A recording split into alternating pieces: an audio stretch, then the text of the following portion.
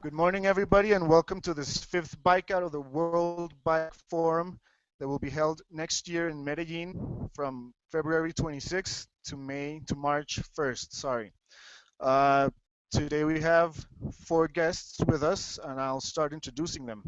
We have Luis Patricio. He works at the Human Transport Group, where he coordinates projects such as Free Transport Program and the Intermodal Curitiba Challenge. He's a founding member of Brazil Cyclists Union and a member of the World Car Free Network. Also in Brazil, we have Thiago Hérick de Sá. He works for the Public Health Faculty at the University of Sao Paulo. He developed a study to investigate the frequency, distribution, and time trend of active commuting in Brazil, as well as its effects on health conditions. We have Jane Voodikon in Los Angeles.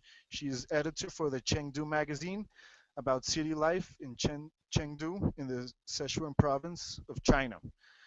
She was selected to participate in the Young Researchers Program at the Kaohsiung, I hope I pronounced that right, World Shared Transport Forum, researching and documenting Kaohsiung's existing transport infrastructure and making recommendations. We have Aaron Paley, also in Los Angeles. He is the director of Ciclavia. He is passionate about architecture, design of space and cities. On Sunday, he has his third Ciclavia of 2014, and we are fortunate of having him here for a brief moment, accompanied by Jaime Ortiz. He is the co-founder of the Ciclovia in Bogota, which has inspired many other ciclovias, such as the one in Los Angeles. Thank you all for being here and welcome. Thank you. As I said, we will be talking about the health benefits derived from biking, and not the obvious health benefits as for doing exercise, but the health benefits that the cities experience and a society as well. So I would like to start with Aaron and Jaime.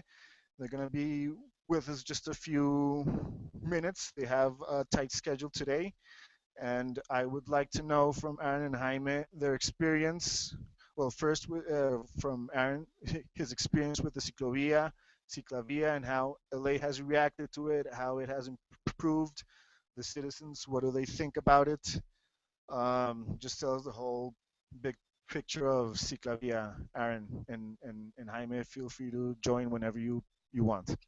Well, the big picture is that here we are in the what people call the car capital of the world, Los Angeles, the city that in many ways invented the use of the automobile, like weaving the automobile into your daily lives. You know, the idea of going to shop for any little necessity, or going to work, or going out for entertainment, everything that you would do would happen with an automobile. That's something that we pioneered here. And so for this city to be the place that, really it's the place in the United States that has embraced this idea of open streets, of Ciclavia, more than any other city in the United States. You can see there's like a pent-up demand for people to be together in public space, for people to enjoy the city in a way without cars, for people to have the opportunity to go without a car for a little bit of time. Because I think that's because we are so much in our cars that it's so novel and so different and so revolutionary.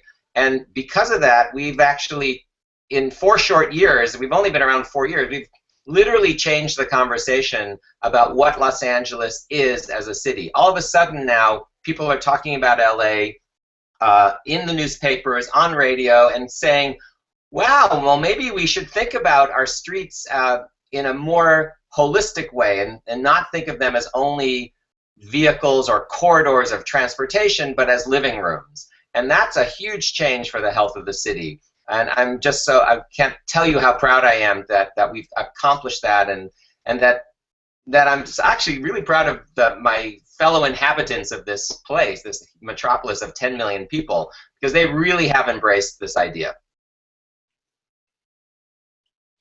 Jaime. Well, how do you feel about taking or influencing a city as Los Angeles? Well, Your first of all, I'm very happy to balance this age thing about your group. You know, you are too young. And second, yes, we as I as a Bogotano and personally as a professional of architecture, I'm very proud of what has happened in Bogota throughout these years. I'm very happy to be here in Los Angeles and find the personality that Ciclovia has taken here, thanks to Aaron and his group. Because what's about Ciclovia, and you talking about health, I would say Ciclovia is a neutral space. Ciclovia is a space where anyone can go in, and I think that's very healthy in a Mhm. society or in any society regarding its problems, its outlook of lives, and its future. Ciclovia is a neutral space, and I think they have done it here very well with its own personality, as I said. And for me, coming from Bogota and having studied here 50 years ago, I'm very proud and very happy to have exported from Colombia something that is being very well received throughout the world.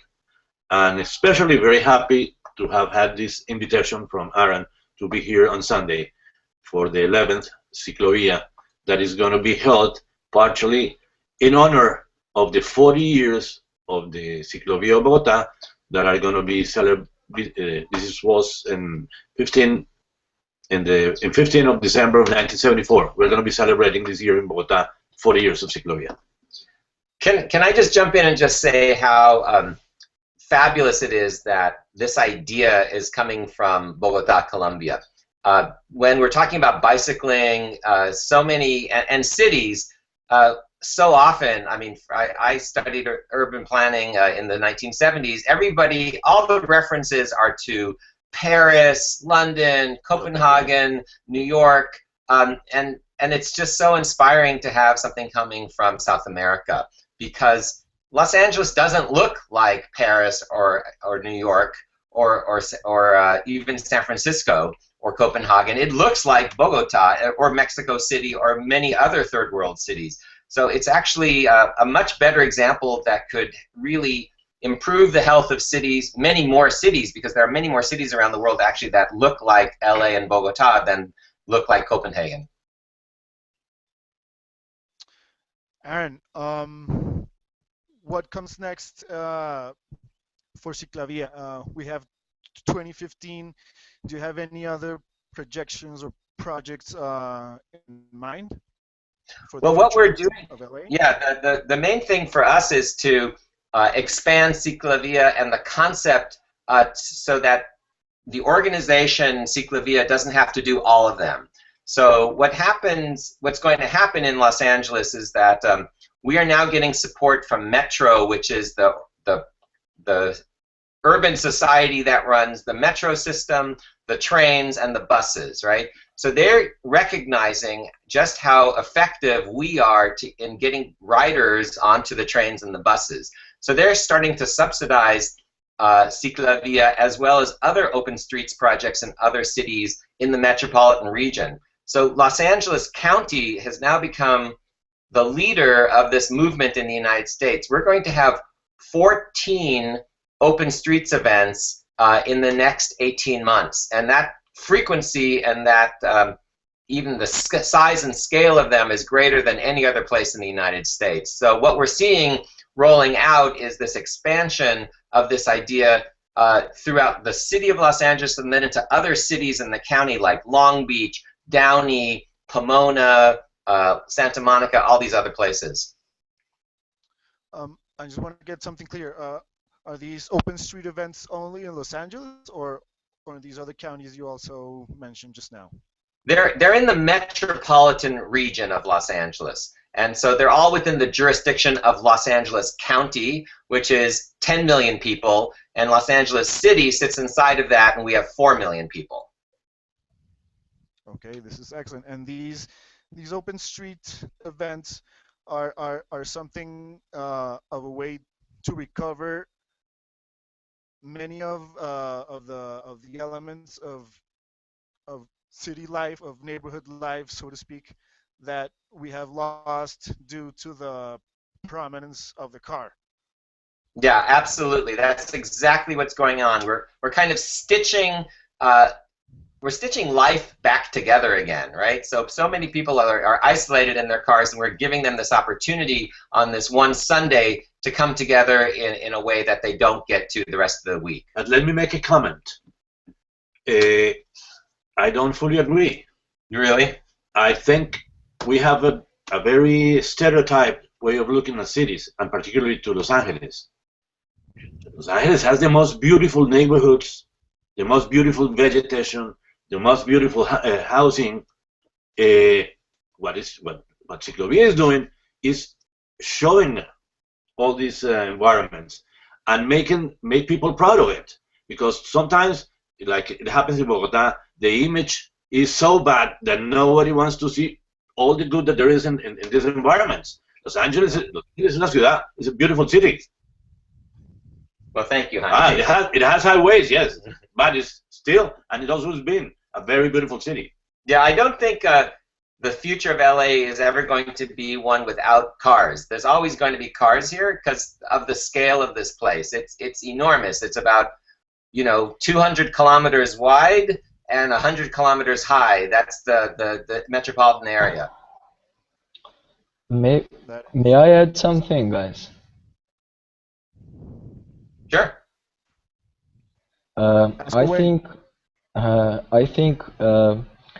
we have to take the best of each culture to make a better world. And I think one of the things South Americans have very strongly in general, Latin Americans, are this passion for people. And this we can export. So maybe what could be missing in Los Angeles and some other large cities are not really a nice city to be seen, but an opportunity for people to interact, to see each other. Like we have to like the city we're in, but we have to like the people we have around us as well. And Los Angeles is the right place for your statement. This is a city that houses many cultures, the Orientals, we the Latinos, the Afro-Americans. This is the pot. This is the place, and that's what is fantastic about Los Angeles, because Los Angeles has that connotation. This, like we say in Bogota, this is a rubber city.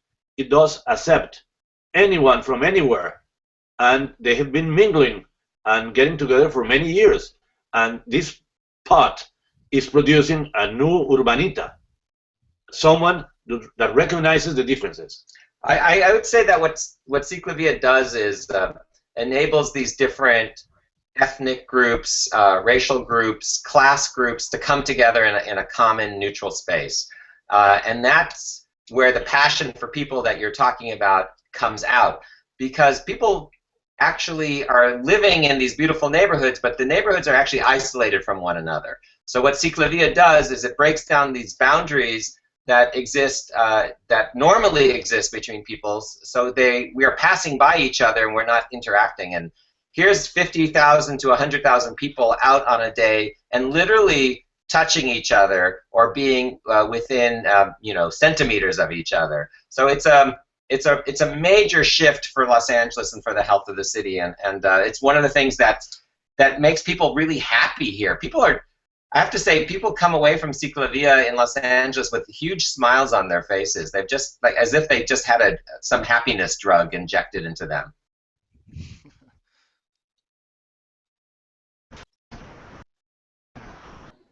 I'd like to ask a question. I think one of the great benefits of Ciclovia. Are you hearing me? Yes. Yeah. Please, we hear you. We can't see you, but we can hear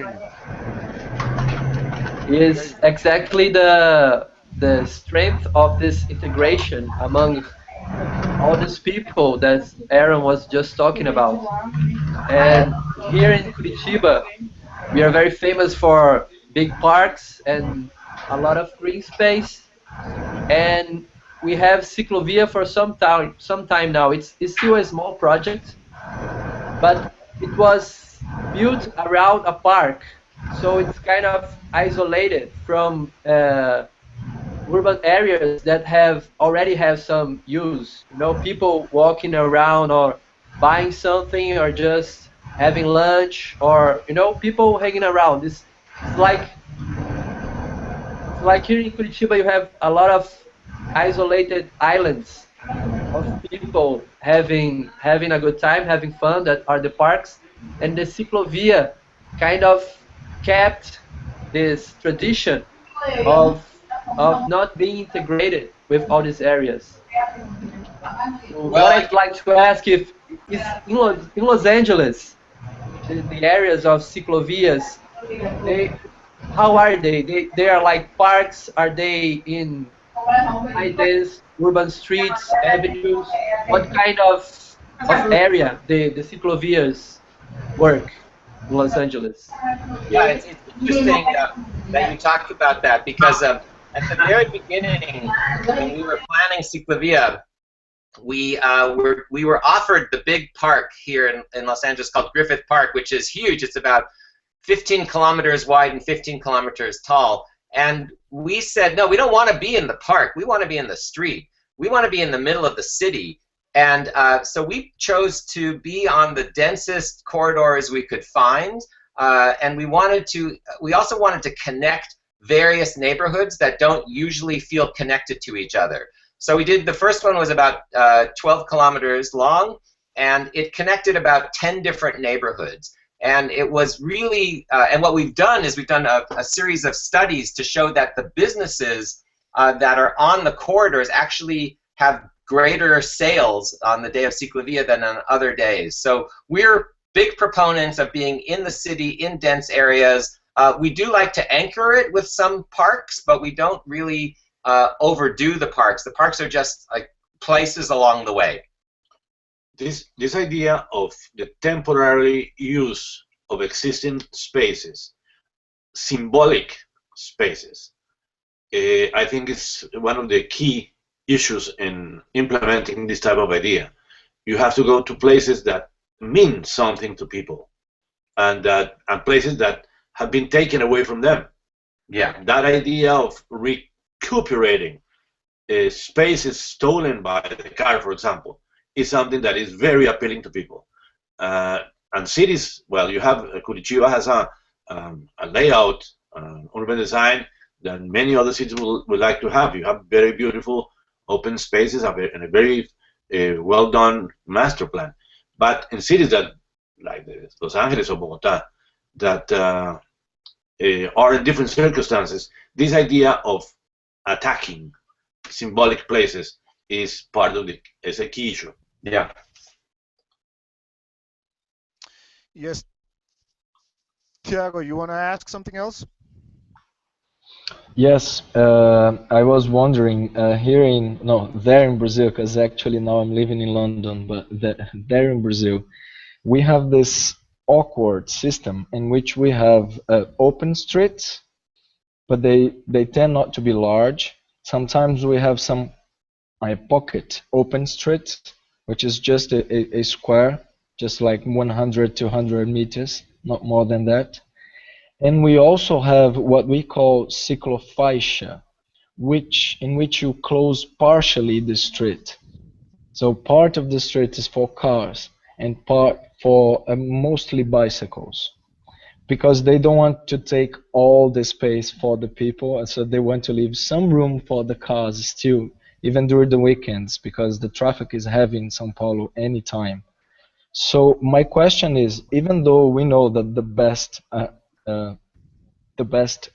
design would be to close the whole street, lots of kilometers, crossing many different areas, dense, urban, different neighborhoods, how do you see a network that would combine partial closure with complete closure in cities in which complete closure for many kilometers wouldn't be either possible for planning reasons or because of the complaints of car owners and car users?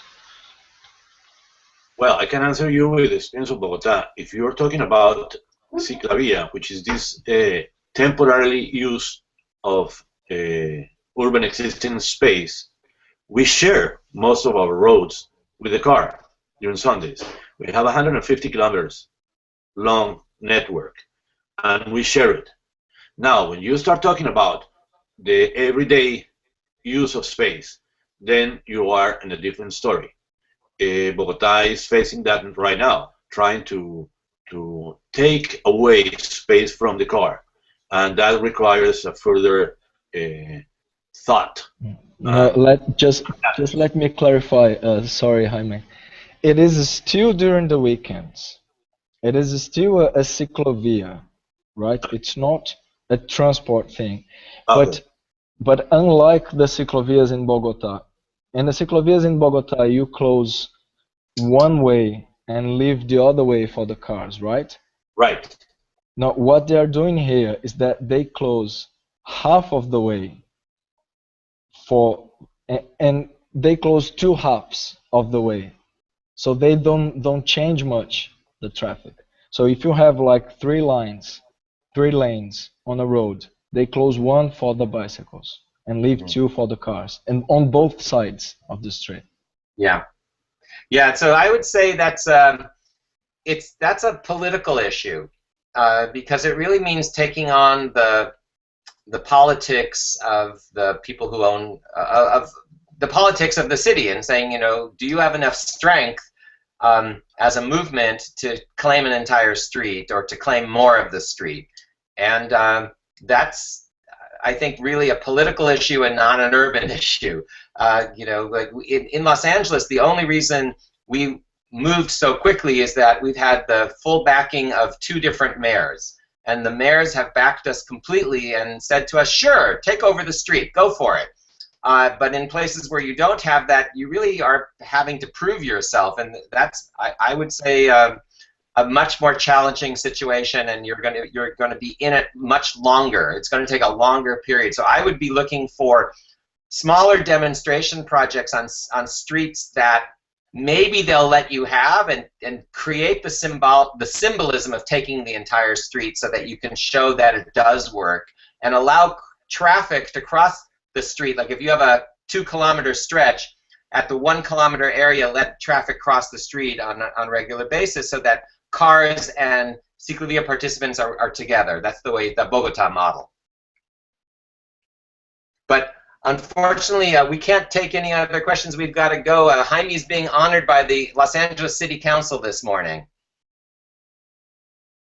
Congratulations, Jaime.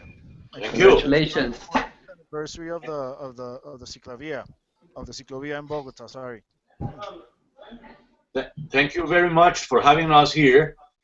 I'm very happy to be in Los Angeles. I'm very happy to be with you. Let's meet all together in Medellin by the end of February. Yes.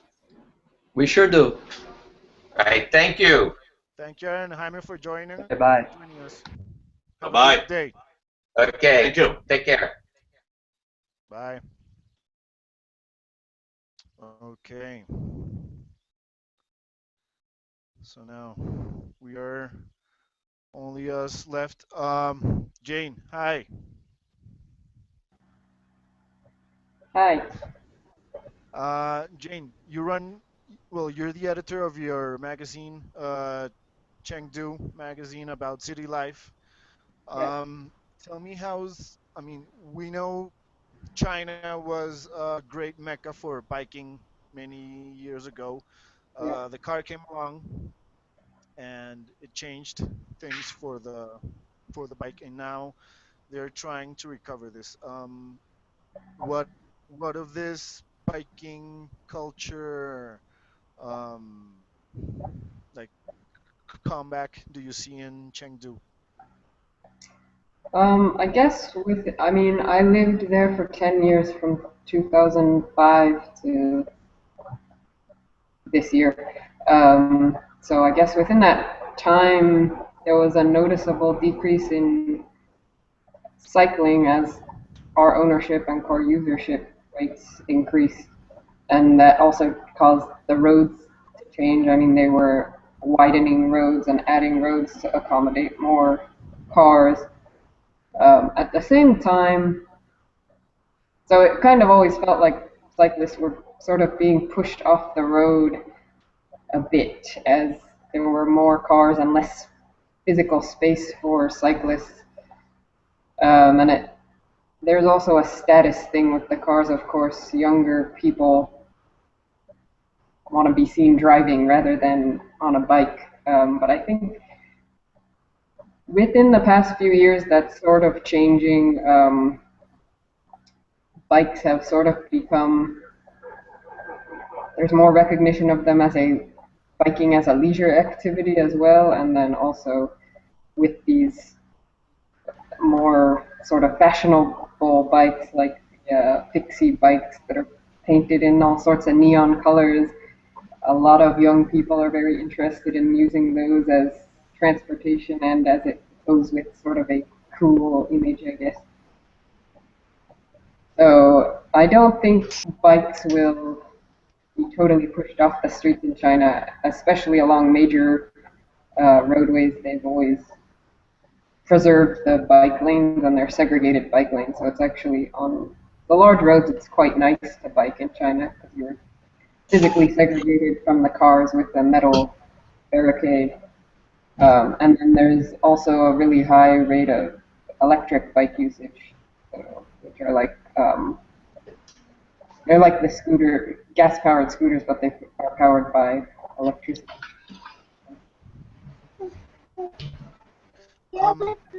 I don't know very much about Chengdu. Can you tell us a little bit about the city, how it works? I know, well, you run your magazine in English for English-speaking audiences, so I guess there's a large number of expat or foreigners. Um, how do they influence and you, of course, influence that city in sense of biking? What do you know about this? So Chengdu is just to give a little introduction, it's a city of about 10 million people in the southwest of China. So it's the largest city in southwest China. And I guess it's generally recognized as the fourth largest city overall in China. The expat population, I think, is around 10,000. Um, how do expats influence the biking in Chengdu? It's hard to say. I guess I mean, younger expats who go there will definitely want to ride a bike because they're not going to make the investment to own a car in a place where they're only going to live a few years probably. Um, the more traditional family-oriented expats might have a car for the time they're there with a driver. But then there are also, I think, movements brought in by expat workers in Chengdu. For example, there was an American woman who was riding the long-distance races by bicycle, and so she generated quite a lot of interest in cycling as a leisure activity, as doing these long-distance races, because those actually are unheard of in China, and so she started preparing the first Chinese team to enter in these, I think they're called randonneurs. And then more recently there's been some foreign workers who moved to Chengdu and started setting up these biking shops, and they do sort of night bike rides around the city, which generally only attract other foreign cyclists, I guess, because for Chinese, taking a bike ride around the city is not really a novel experience. So, does that answer your question? Yes, yes, of course. All these different activities that people around the world practice, the randonneering, the century rides, all these Yeah. things often do attract locals or inspire locals to to do something similar to this with a little more of a local personality, as Yeah. Jaime was explaining the ciclavia is. Uh, Luis, can you tell us how has Curitiba changed, or well, changed for the better in the sense of the bike since the last World Bike Forums you held over there?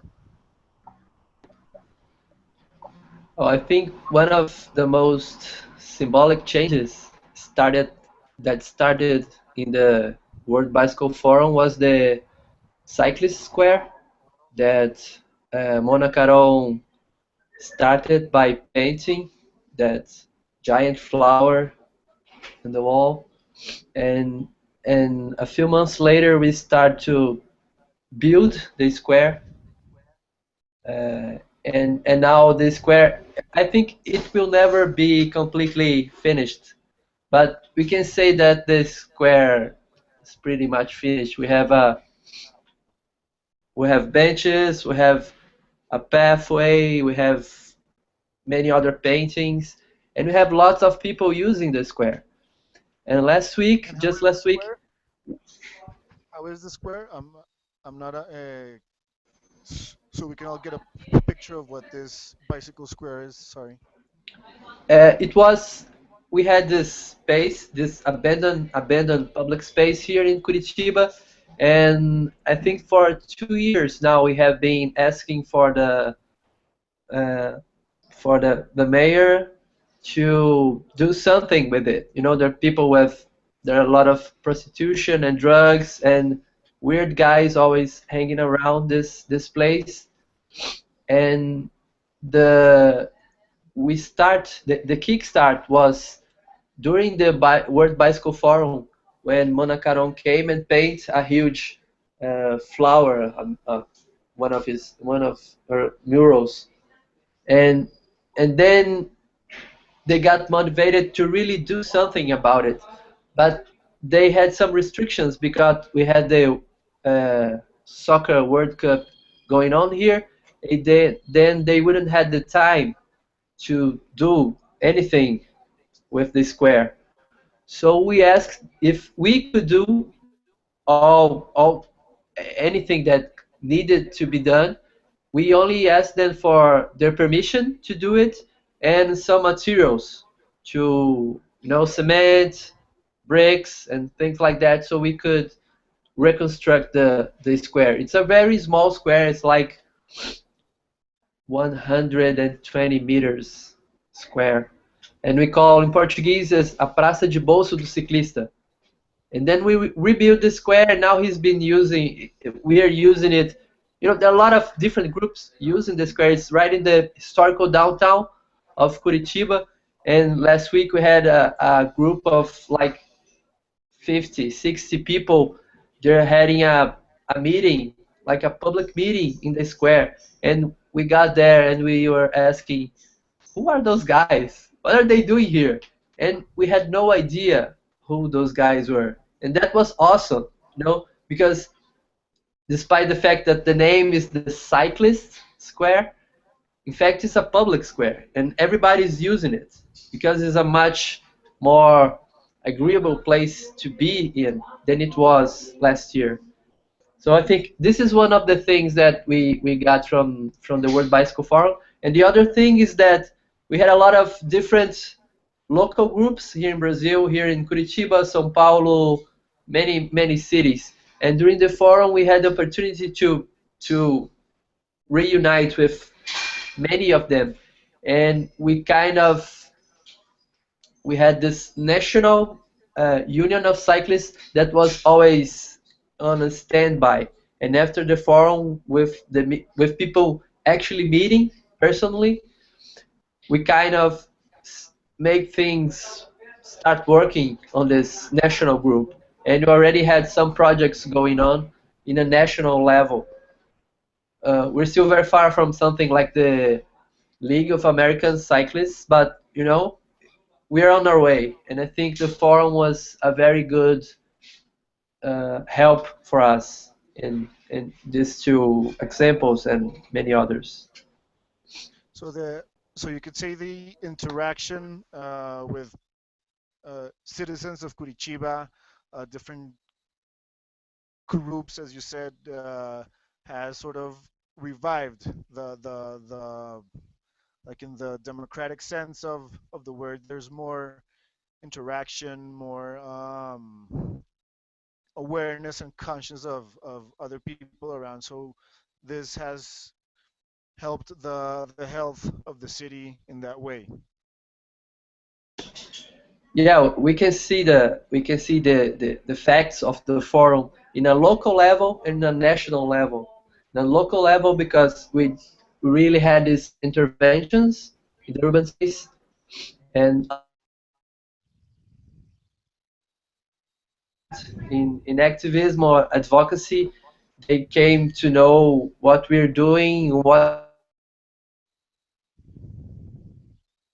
we want, and all the projects that are going on. So we really have more involvement now. And in the national level, because we had a lot of different groups from different cities in the country that were here and that we finally could meet. It's a huge country, so there are a lot of people that we didn't meet personally. We only have discussion lists and email groups and things like that. But after meeting personally, we really started uh, working on real life projects, and this is I think this is just the two important contributions that we had in the forum, the local and national level. Okay, thank you, Luis. Tiago, are you there? I don't see your Yes, I camera. am. Yes, I went. Yes, I I am. I was just okay. I deactivating the camera to make it lighter. okay. I just wanted you to tell us about that study that I talked about in your introduction, the relation between active commuting and health of people and well, what we're talking about, the health of the city. What can you see in relation to this? Well, first of all, what I see from my short experience is that we miss many opportunities of planning and evaluating properly most of the interventions related to cycling, walking, recovering public spaces for people. We have some places in which this has been done, but I would like to have it in many others, like in many others, because places are different, and the way we plan and evaluate all of them could give us insights on how to implement that in different settings. The work you mentioned, we used a household travel survey, which is available pretty much everywhere in which you have large transport systems, to estimate who were those cycling, how much, how long, how far they cycled, and what were the trends for São Paulo in the last 10 years. Uh, we saw some interesting things, but at the same time, we saw that relying just on travel surveys to do this kind of estimate is not really the best way to go. And we have some very interesting experiences on the health sector that we could make not so expensive surveillance surveys instead of big surveys developed actually to improve and to plan the transport sector as a whole. To gather this kind of information, we do need on a micro scale level. Uh, what we are also doing, and that's the reason why I'm in the UK for, is that we are using some modeling strategies. We are trying to understand, to predict what would be the impact for health. And when I talk about health, I talk about this broadened view of health, not related to any direct health outcome, such as air pollution or no, I'm talking about the quality of life, both for the individual and for the city. Exactly. So what we're doing now is using some modeling strategies, trying to develop scenarios, alternative scenarios of urban mobility, and seeing what would be the impact of each of them, both for people's health and for the environment, and of course for the city as a whole. Because as we know, we can have like several different scenarios for the future. Let's say for 20, 30 years, we could invest more in green technologies. We could invest more in making cities more dense and people living together. We could invest more in a combination of both. So we have many alternatives for the future.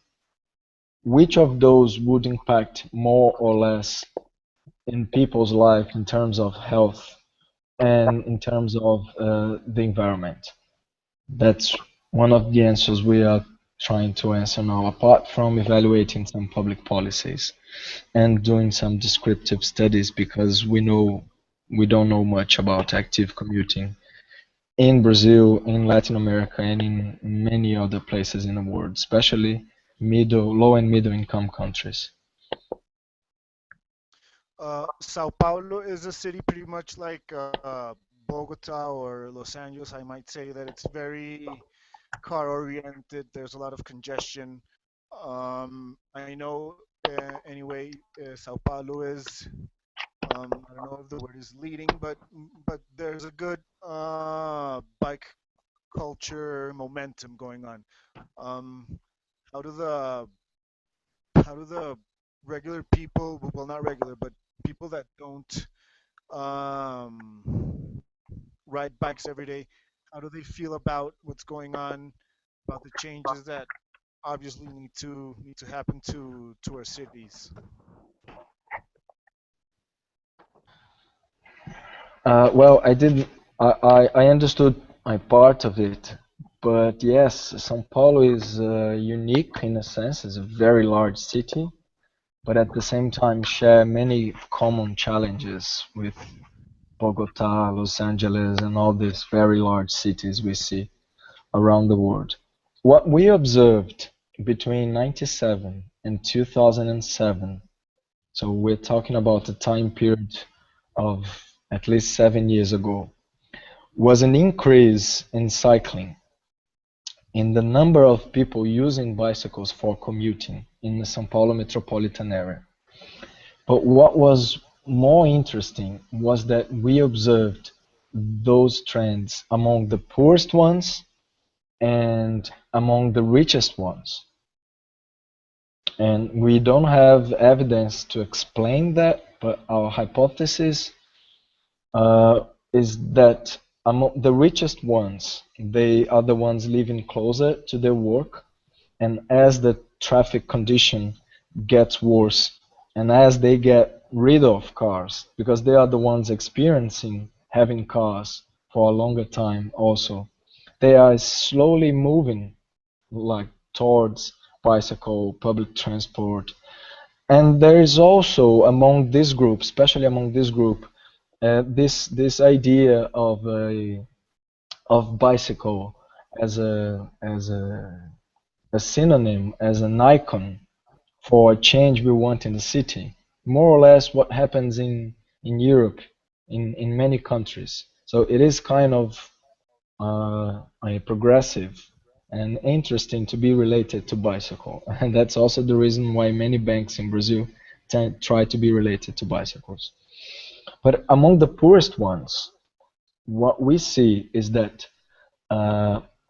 comparatively, a bicycle is not cheap in Brazil.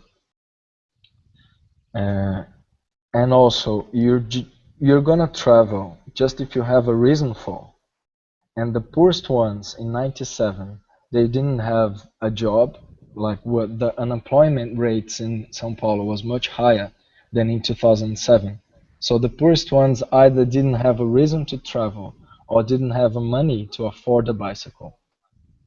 So because the conditions were not better, like public transport was awful as usual, traffic congestions were a problem in 97 and 2007. Actually, it got worse.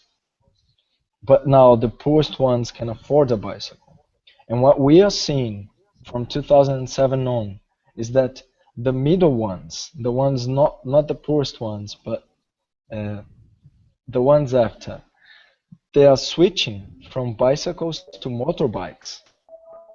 And now one of the heaviest public health issues we have in Brazil is motorbike deaths and injuries. And this is particularly important because these outcomes they affect. Sorry, these outcomes they affect especially the youngest ones. This is like strikingly serious for the society as a whole. And I see that unless we change the structure of our cities, the way capital is being reproduced in our country and in several others, we are going to face this problem for many years. And I don't see the changes we are observing in cities in Brazil these days sufficient, like strong enough to change these trends. Yeah, that's sort of what you said at the beginning, that you have seen very many missed opportunities or maybe action taken too late. Um, Jane, I would like to ask you, um, what interest is there in the people, in the readers of your magazines, uh, on bikes? Have you received any comments, any suggestions? I guess I would say it's a more casual interest. I mean, most of our readers are not. Uh, Maybe they ride bicycles as transportation, but I don't feel a big sort of interest or passion for bicycles. It's just for many people the most convenient way to get around short distances in the city. So they have more. I guess there's sort of always big questions about like, do you need to wear a helmet when you're cycling? Because in China nobody does that, or very few people do that, which sort of goes against, I guess, a lot of Westerners' ideas. Um, these kinds of sort of more general population questions about biking. No, but I think this is important in the sense that, um, well, we are, most of us here are very much interested in making the bike an option, and we fall into a sort of label maybe, and and ironically, part of our efforts for normalizing bicycles is to leave that label behind. We are not bikers. We are just regular people that move around on a bike because we understand it's the most efficient alternative, uh, cost effective, and easiest from A to B, Right. from point A to point B. So that's sort of what I wanted to ask about the sense of biking over there in Chengdu. There is this sense that the bike is just a normal tool. It's just another form of traveling, and Yeah, that's what. absolutely. I mean, nobody looks at. Sorry, say again.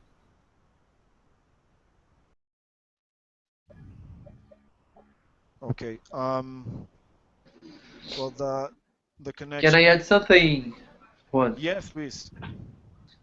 I think this this is kind of a cultural thing because here in Brazil a lot of people also think that you really need to ride wearing a helmet. And most of people when I'm riding with my kids, my two kids, the bicycle, they they go like, wow, how beautiful, a guy with two kids. But there are a few of them. It's a, I don't know, 5%, 2%. It's a small. But they go like, how can you ride without a helmet and with your kids without a helmet also?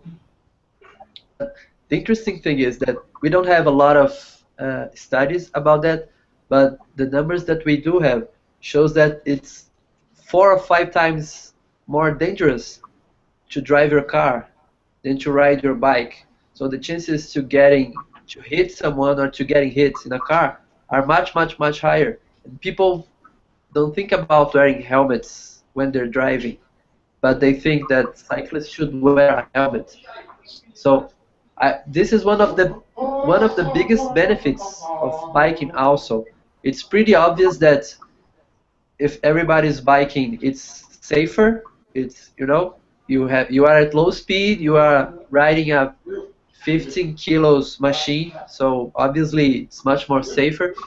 But even in a city that is dominated by cars, it's car driven, uh, it's it's safer to ride a bike than to drive a car.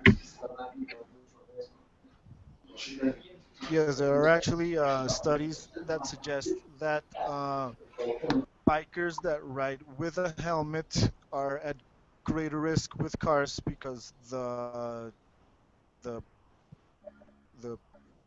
pilot of the car thinks it's like a psychological effect.